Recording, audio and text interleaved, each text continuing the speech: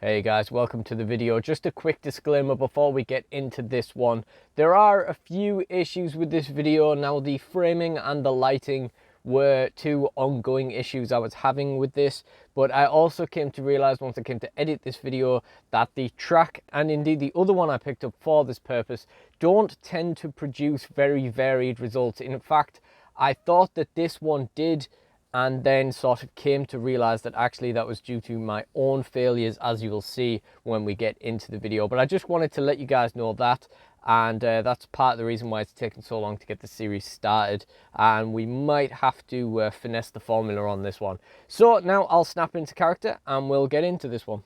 Hello and welcome to the first event of the Disaster Side Racing Preliminary Series, and it is the Pieces of 8 race.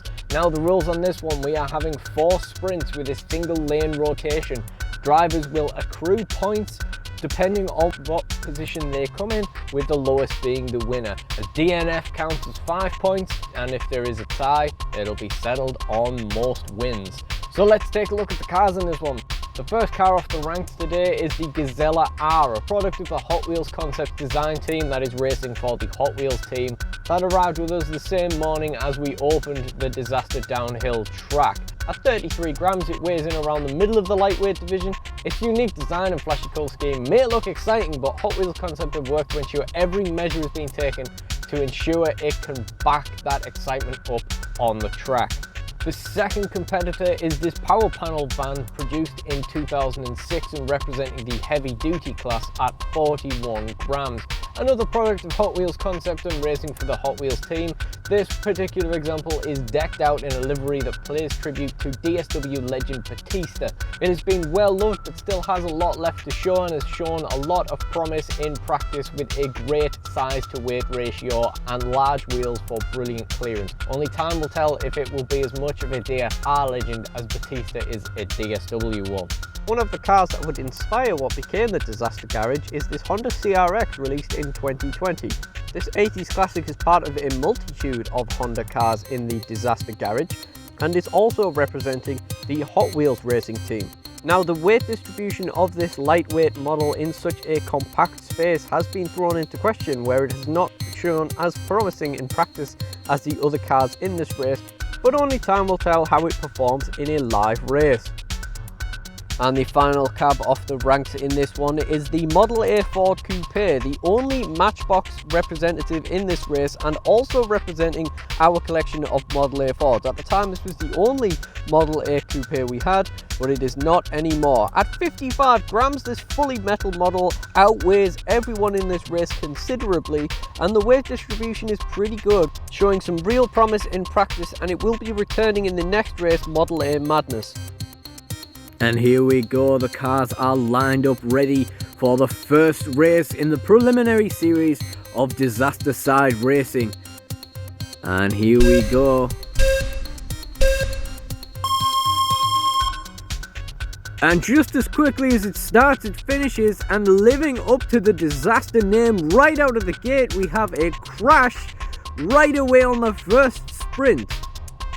Let's check out the replay, and it actually looks like, I thought the Model A just sort of clipped that tripod leg, but actually it looks like it had a bit of kickback from the start gate to begin with, and maybe even clipped the Gazella R there before, yes, hitting the tripod leg and jumping the lane and skidding out completely. That is not what I expected to see starting out here. But aside from that, it was a solid victory for the power panel, followed by the Gazella A, the CRX, and the Model A Ford will pick up 5 points for a DNF. Now on to the second sprint. Now we line up for the second sprint.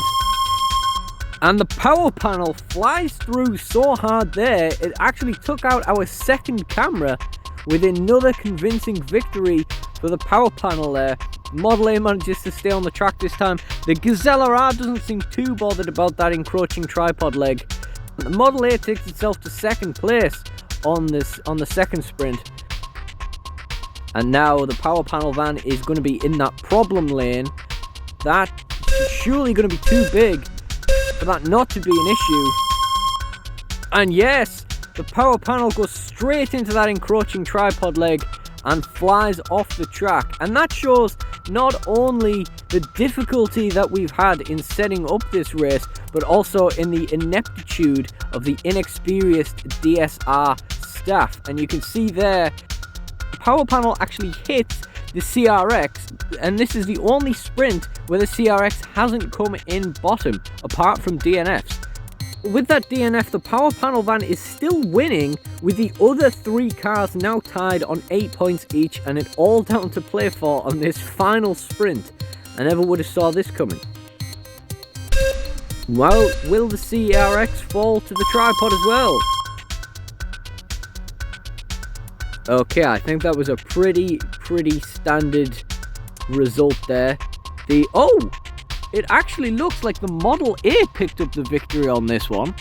It leaped ahead of the power panel just far enough to take the victory there and put them both onto 9 points, with the power panel coming in second, meaning that we will need to play a tiebreaker race for these 2 cars to find out who has won the Pieces of 8 preliminary series race. Well, we certainly didn't plan for this to come, but I guess we need to do that tiebreaker race. So now we are here a few months later to settle the score between the Model A and the power panel van. We need something to separate these, and we're going to be holding this race on the alternative DSR racetrack. It's not the story of the red car and the blue car today. Today, it is the story of the red car and the red car. Who will prevail as we throw it down to the track warden to start the race? And it looks like it's the power panel van that's going to pick up the victory there. And if you look at the replay at the end track, it is so close, but the power panel does just rattle that number 1 flag just slightly before the Model A rattles the number 5 one. The flag's not fully in operation quite yet. And just like that, we crown the first winner in the Disaster Side Racing Series, the power panel winning the Pieces of 8 race in the preliminary series. If you enjoyed this video, please do like, comment and subscribe, and check out the Disaster Garage playlist in the end screen. Thank you guys for joining us, and goodbye.